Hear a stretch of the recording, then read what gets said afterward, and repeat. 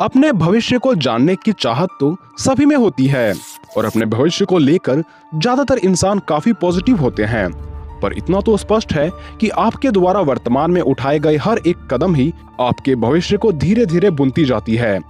अगर आज आप कल के लिए मेहनत करोगे तो कल निश्चित ही आपके खुशी का कारण बनेगी। पर आज इंसान जो आने वाले कल को बुन रहा है उसे R.M. कॉसमैन ने अपने पुस्तक ऑल टुमारोज नामक इस पुस्तक में लिखी। तो आज के इस वीडियो में अंत तक बने रहें ताकि आप आज ही आने वाले कल को देख पाओ। आज की यह दुनिया पृथ्वी के समीप ग्रह मंगल यानी मार्स पर जाने की योजना बना रहे हैं, पर ऑल टुमारोज बुक के अनुसार इंसान इस सपने को हकीकत में बदल देते हैं। इंसान मंगल को एक जीने लायक ग्रह बनाने के लिए सबसे पहले कॉमेट्स में मौजूद फंसी बर्फ को सैकड़ों सालों तक इकट्ठा करके मंगल में एक छोटा सा महासागर बनाने में कामयाब रहे। फिर उस महासागर में एक कोशिका वाले प्राणी या माइक्रोब्स को भेजा ताकि वो माइक्रोब्स श्वास लेने लायक हवा का उत्सर्जन कर सके। फिर इस लाल ग्रह में जेनेटिकली मॉडिफाइड फ्लोरा एंड फौनास भेजे गए और सैकड़ों वर्ष पश्चात यह ग्रह जीने लायक ग्रह बन गई। पर उस ग्रह में सबसे पहले छोटे बच्चों को भेजा जाता है ताकि वो मंगल के माहौल में पूरी तरह से ढल सके। अब चूंकि मंगल में साफ पानी, शुद्ध हवा तथा पर्याप्त मात्रा में भोजन थी, इसलिए जल्द ही यहाँ मार्शियन की एक सभ्यता का निर्माण हो जाता है। मार्शियन समय के साथ इवॉल्व होते गए एवं वहाँ के लोग धरती से अलग ग्रेविटी तथा एटमॉस्फेयर होने के कारण ये पतले, लंबे तथा इंसानों से थोड़े अलग दिखलाई पड़ने लगे। यहाँ तक कि मार्शियंस की रहन सहन तथा कल्चर भी पृथ्वीवासियों से काफी अलग हो गई और दोनों ग्रह के वासी काफी लंबे समय तक बिना किसी प्रतिस्पर्धा के साथ जिए। पर जैसे ही मार्शियंस टेक्नोलॉजी के मामले में इंसानों से आगे निकलने लगे तो परिस्थितियां बिगड़ने लगी और ये इस हद तक बिगड़ी कि दोनों ग्रहवासियों के बीच एक जंग छिड़ गई और इस लड़ाई में अनगिनत जाने गई। बस दोनों ग्रहवासियों के गिने चुने ही लोग बच गए जो आपस में समझौता करके इस संग्राम को रोक देते हैं और शांति से रहने लग जाते हैं। पर धरती के इंसानों ने अपने तौर तरीकों में काफी बदलाव लाना शुरू कर दिया। यहाँ तक इंसान अब खुद को जेनेटिकली मॉडिफाई करना शुरू कर देते हैं। इस प्रकार धरती में ही एक नई सब स्पीसीज का निर्माण होता है जिन्हें कहा जाता है स्टार पीपल। ये नई स्पीसीज इंसानों से काफी ज्यादा बुद्धिमान और ज्यादा एडेप्टिव होती है। ये स्पीसीज इस तरह से डेवलप हुई कि ये सोलर सिस्टम में कहीं भी सरवाइव कर सकते थे। पर ये सोलर सिस्टम तक ही सीमित न रहकर पूरा ब्रह्मांड को जानना चाहते थे, इसलिए इन्होंने ऑटोमेटेड मशीन्स को इस सौर मंडल से बाहर भेज दिया। यानी सौर मंडल से बाहर मौजूद ग्रहों पर उन्हीं मशीन की सहायता से टेराफॉर्मिंग करके इंसानों की स्पीसीज बनाई।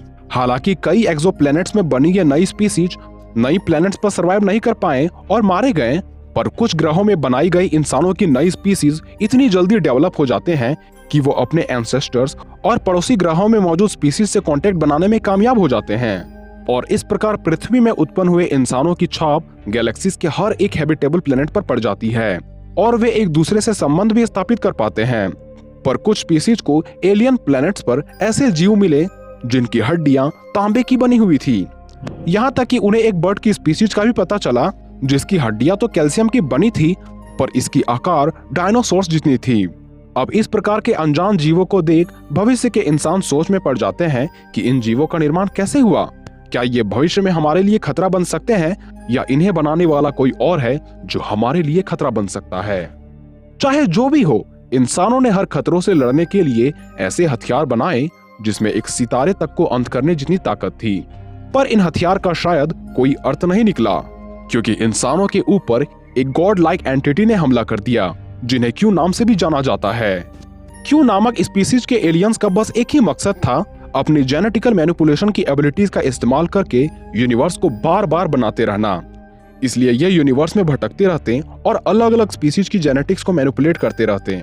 पर इस बार बारी इंसानों की आई थी और इंसान तो इनके लिए मानो कोई खिलौना हो जिनका स्वरूप ये बदलना चाहते थे। हजारों सालों तक क्यू ने इंसानों की सभ्यता को तबाह किया और जो इंसान बच गए उनको क्यू ने जेनेटिकली मैनिपुलेट करके अजीब अजीब सब स्पीसीज में बदल दिया और लगभग 4 करोड़ सालों तक इन पर राज करने के बाद ये अलग स्पीसीज को मिटाने के लिए निकल पड़ते हैं।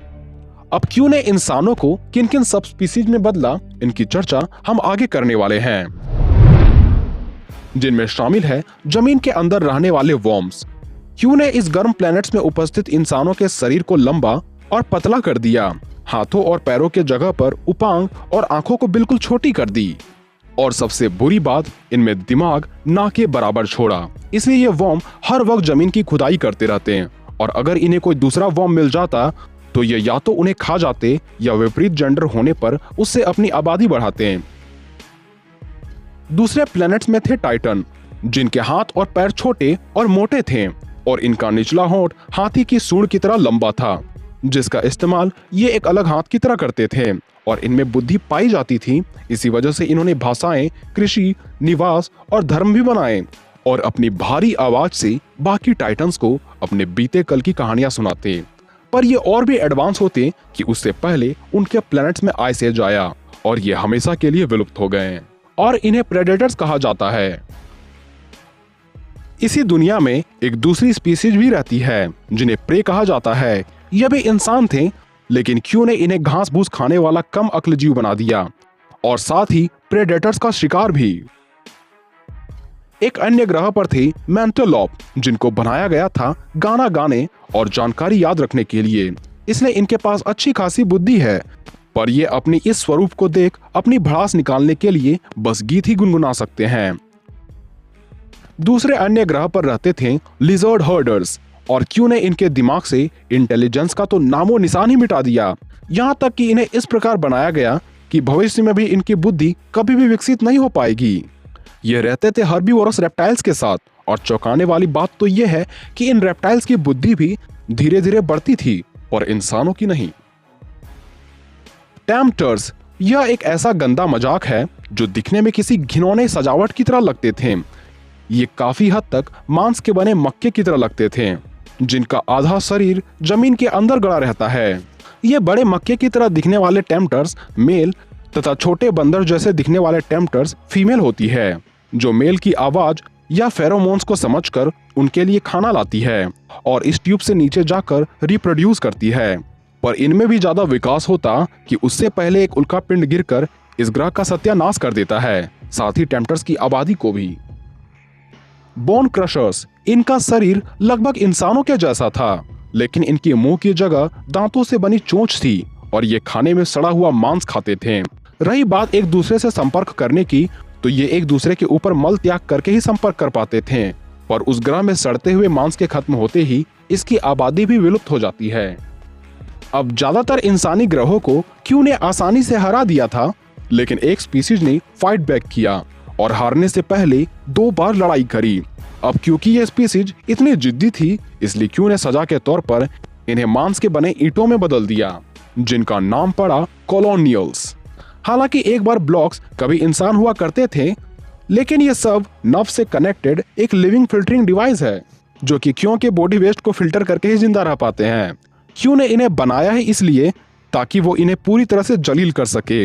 इनमें अभी भी दिमाग तो पूरा है, पर ये अपने जगह से हिलना तो दूर कुछ बोल भी नहीं सकते, सिर्फ देख सकते हैं, और ये विलुप्त होने की हर वक्त दुआ मांगते रहते हैं, पर क्यू ने इन्हें विलुप्त नहीं होने दिया।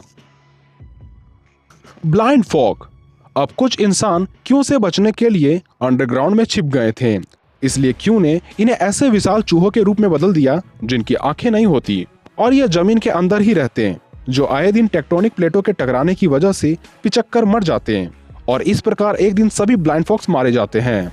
ऑल टुमोरोज में ऐसे और भी कई सबस्पीसीज बने हैं जिनकी चर्चा हम आगे करने वाले हैं। पर यदि ये वीडियो आपको पसंद आई हो तो ऐसे वीडियोस देखने के लिए हमारे चैनल से जुड़े रहें, और हाँ, वीडियो को लाइक करना ना भूलें। तो मिलते हैं अगले वीडियो में।